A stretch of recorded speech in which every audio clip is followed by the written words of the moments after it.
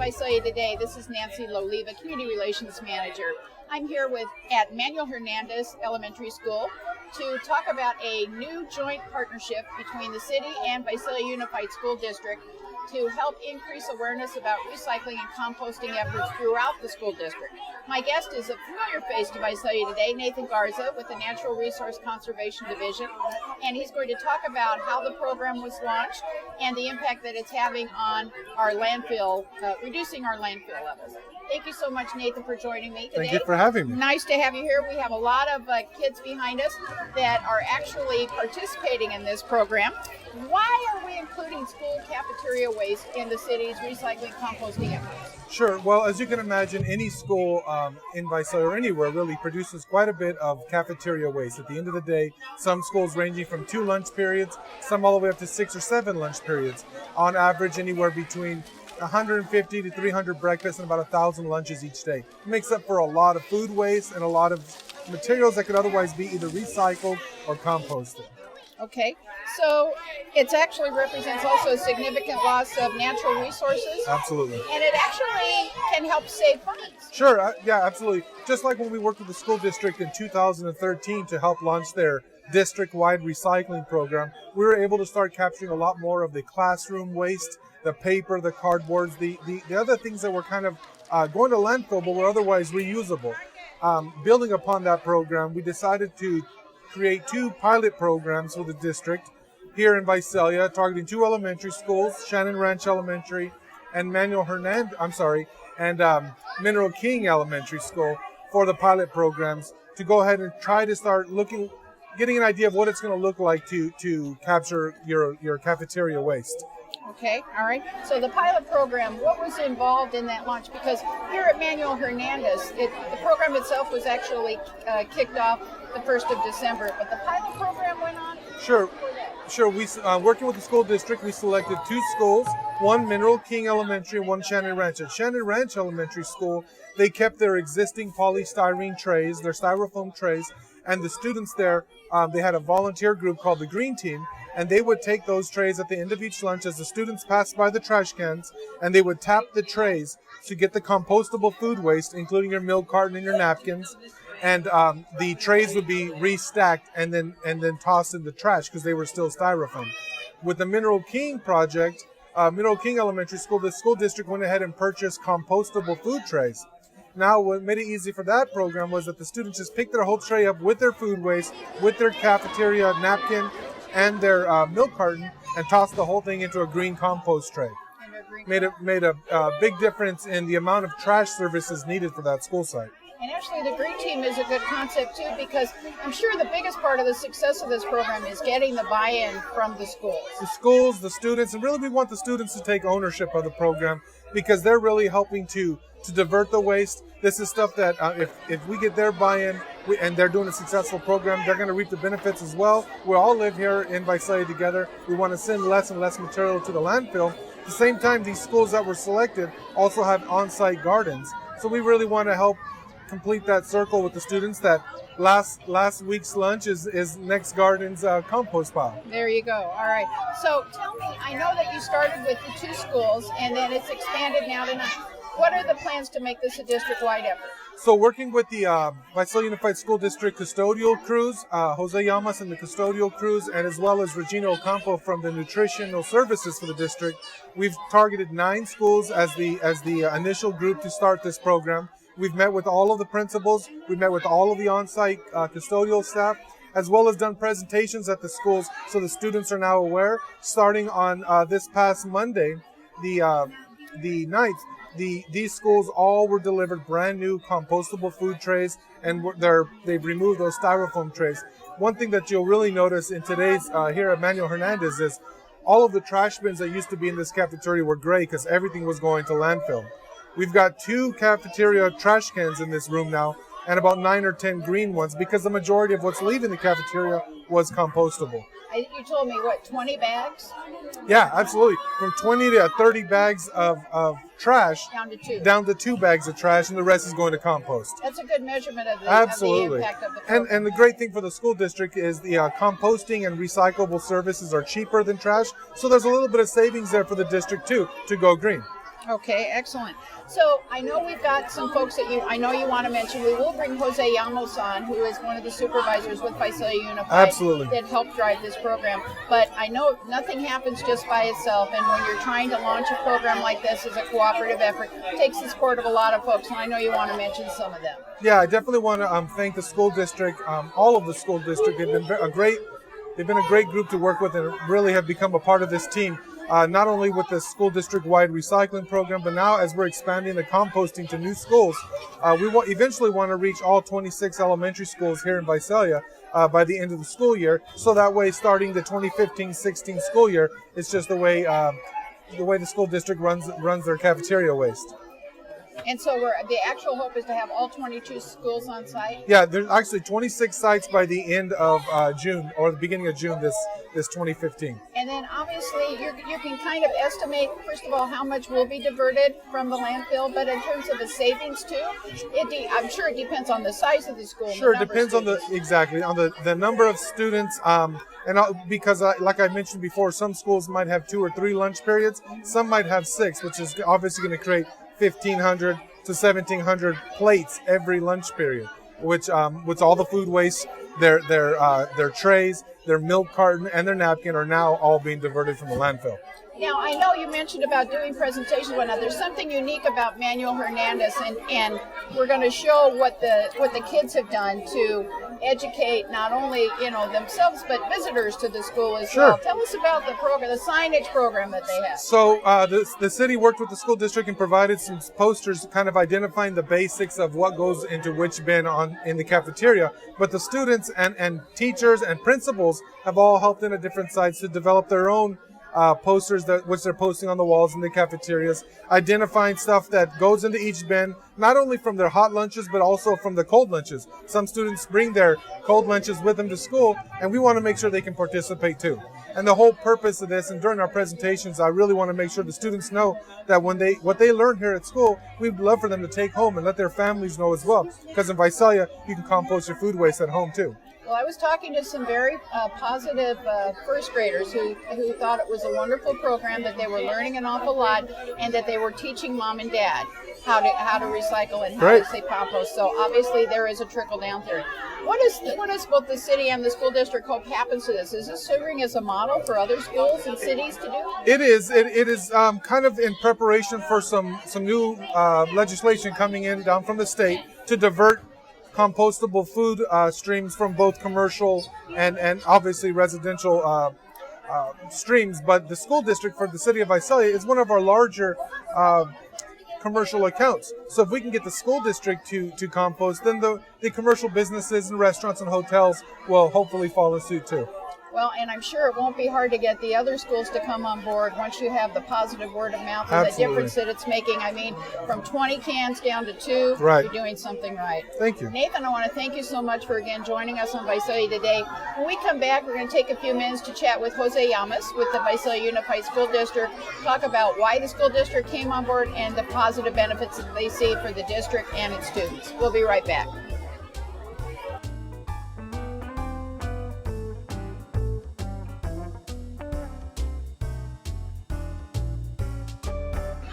Visalia today. I'm Nancy Loliva, and I'm here with Jose Llamos with the Visalia Unified School District. We're here at Manuel Hernandez Elementary School, where if the sound level is any indication, the composting recycling program that was launched here as one of 9 schools that are currently doing this program is any indication, this is really catching fire. Jose, tell me why the school district decided to partner with the city on this effort. Well, as you know, in the past, most of the trash used to go to what we call regular trash. There was no separation. A couple of years ago, we started with being able to separate what we call the blue recycle, which is paper, all the paper products from the classroom. This is just one more step. In addition to complying, I heard or we're hearing that by 2016, it's going to be state mandated. So I'm actually glad that, we starting with 9 schools in the district. The response has been great. I mean, great support from all the principals, the kids are participating. You can probably see on the poster how they actually taking the time spend the time and take it prior to their school to make sure that the trash is separated to make it easier and hopefully, like I say, help on the landfill. So we don't end with all this compost trash that can be reused again. So I think it's great. I'm happy to be part of this, and my job is to make sure we provide everything to facilitate the support the schools when it comes to the tools or equipment that they need to make this the transition a little bit easier. That's great. Well, thank you so much. I appreciate your thoughts. When we get back, we're just going to get a couple of comments from the principal here at Manuel Hernandez about how it's going over with her students. We'll be right back.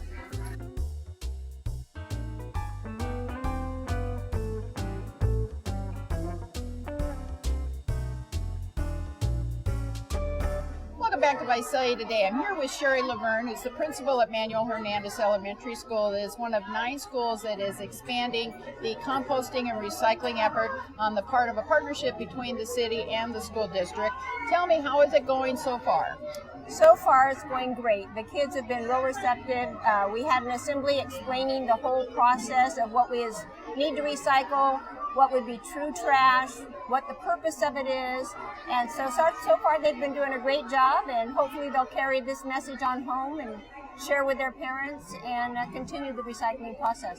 Now, it's having a measurable effect. I know that there are 6 lunch periods here Yes. at Manuel Hernandez. Yes. And you used to collect 20 cans of waste Yes. in the cans, Yes, and we you do. are now down to 2.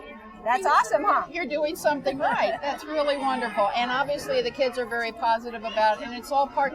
I applaud your efforts in allowing them to participate in the education, the signs that they created. Tell us about those. Our Leadership Academy students created the signs and placed specific pieces of trash on the sign so the kids would better understand what goes in what recycling bin. Also, they did a video of recycling and did a little rap song about the trash. I'm all about the trash, which really got the younger kids more involved too. So it was a team effort between the older kids, the upper grade students, and our younger ones. Well, they did a great job. You're to be commended for your efforts. And what would you say to other schools that, I know that they hope by the end of the school year to make this district-wide, what would you say about schools that are maybe watching this right now as far as the benefits for school to participate?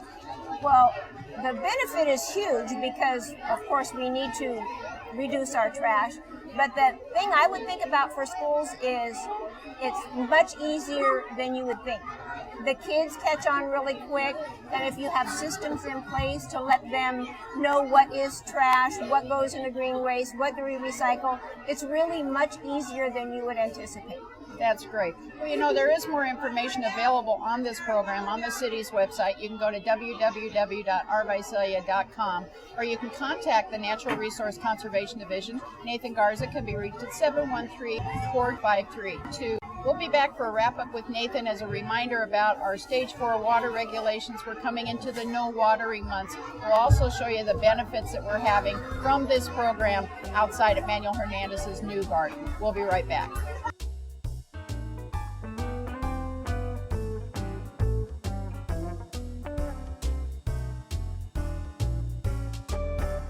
Welcome back to Visalia today. Outside of Manuel Hernandez School, we'd really like to thank the principal and the school district representatives for their help in our program today. I'm bringing back Nathan Garza from Natural Resource Conservation Division. He's putting on his water conservation hat because we are coming into the no watering months of January and February as part of the Stage 4 water regulations that the Visalia City Council passed back in March.